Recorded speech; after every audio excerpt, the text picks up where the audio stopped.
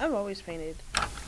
For Aspen Brooks, a self-taught craft is done for self-care. It's just something that really helps me out personally.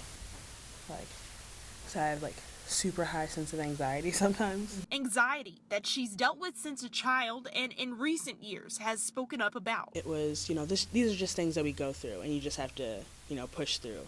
And I feel like you can only push through for so long before it affects, you know, your personality or your other relationships.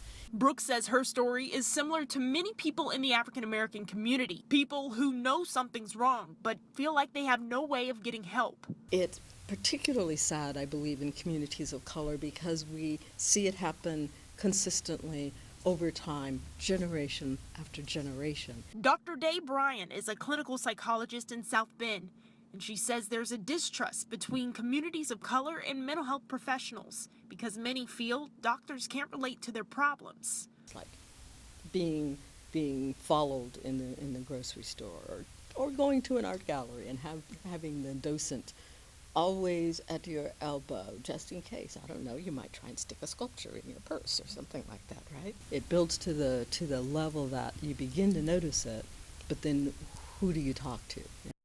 So I decided to do a project about mental health, specifically in the Black community, just because it's a topic that we don't really talk about. So, with her brush, paint, and blank canvas, Brooks got to work. I just sat down with a lot of my friends and I just asked them about, their relationship with their parents. Like, did they encourage them to, cry, to get, to experience their emotions.